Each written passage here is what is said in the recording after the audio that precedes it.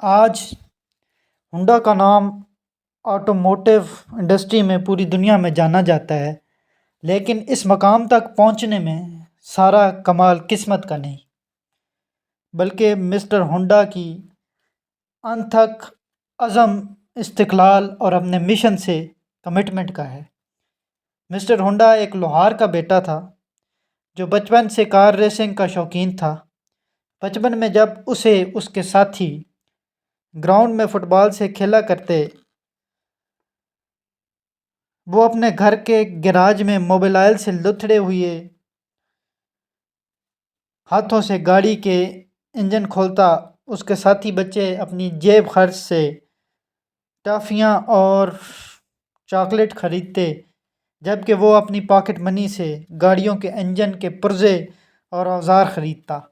یہ سارا سلسلہ یوں ہی چلتا رہا، اور جب مسٹر ہونڈا نے اپنی بنیادی تعلیم مکمل کی تو اس نے گاڑی کے انجن پر کام شروع کیا اور ایک خاص قسم کے رنگ پسٹن ڈیزائن کیے جو گاڑی کی پرفارمنس بہتر کرنے میں معاون تھے۔ یہ رنگ پسٹن ڈیزائن کرنے کے بعد وہ انہیں ٹویوٹا کمپنی کے پاس لے گیا۔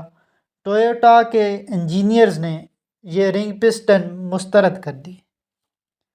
وہ واپس گیا اور انہیں مزید بہتر کرنے کے بعد واپس آیا، لیکن وہ ڈیزائن پھر مسترد کر دیے گئے۔ خیر، مسٹر ہونڈا نے ہمت نہ ہاری اور مزید کام جاری رکھا۔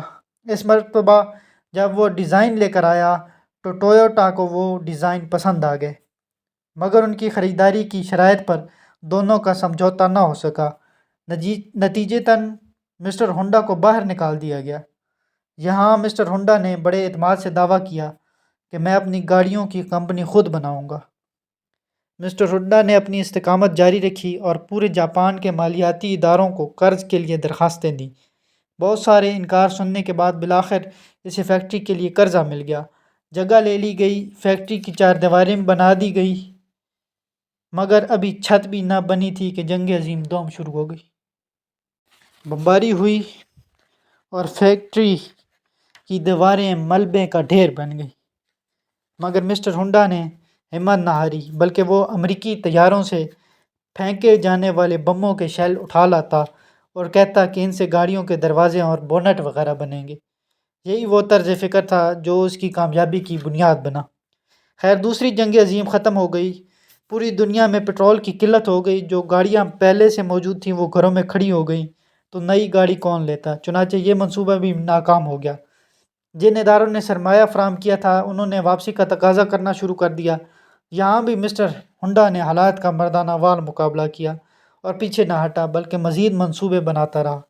ایک دن وہ اپنے ایک دوست کے گھر چائے پی رہا تھا اور دوست اپنے لان کی گھاس موٹر والی مشین سے کاٹ رہا تھا۔ اسے دیکھ کر اس کے ذہن میں ایک آئیڈیا آیا۔ اس نے وہ موٹر اپنے دوست سے ادھار لے لی اور وہ موٹر ایک چین کے ذریعے اپنی سائیکل پر فٹ کر لی اور یوں ایک موٹر سائیکل بنا لی۔ اس کی یہ موٹر سائیکل اس کو دوستوں کو بھی پسند آئی اور انہوں نے اس موٹر سائیکل کی اور کاپیاں بنانے کے لیے رضامند کر لیا۔ اس کے اور ماڈل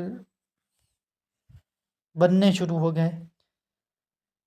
اس کے ذہن میں یہ آئیڈیا آیا، کیوں نہ وہ مستقل طور پر موٹر سائیکل کی پروڈکشن پر کام کرے۔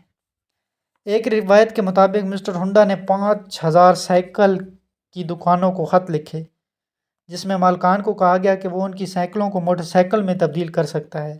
ان میں سے چند گنتی کے لوگوں نے مثبت جواب دیا، اور جب انہیں پتہ چلا کہ اس میں سرمایہ کاری بھی وہ خود کریں گے تو ان میں سے چند مزید لوگ ساتھ چھوڑ گئے۔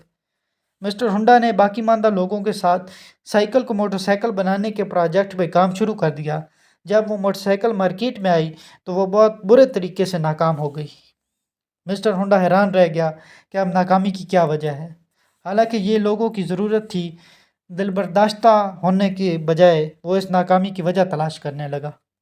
معلوم ہوا کہ یہ موٹر سائیکل اپنے بڑے سائز اور بہت زیادہ شور کی وجہ سے مقبولیت حاصل نہ کر پائی۔ Failure is the tuition you pay for success. Mister Honda نے اس پہ دوبارہ کام شروع کیا اور چھوٹی اور سمارٹ موپڈ بائک بنائی جو آج کل سکوٹیز کہلاتی ہیں۔ دنیا کی پہلی موپڈ بائک مسٹر ہنڈا نے بنائی۔ اس بائک نے دیکھتے ہی دیکھتے بے تحاشا مقبولیت حاصل کر لی۔ 22 کے بعد اس نے گاڑیاں بھی بنائیں اور کامیابی کے چند گڈھے گاڑ دیے۔ آج ہنڈا کا نام کسی تعارف کا محتاج نہیں، اور اس نام کو بنانے میں مسٹر ہنڈا کی کمٹمنٹ بے مثال تھی۔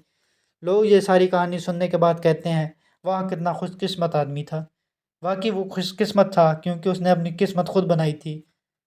آپ اپنی قسمت کب بنائیں گے؟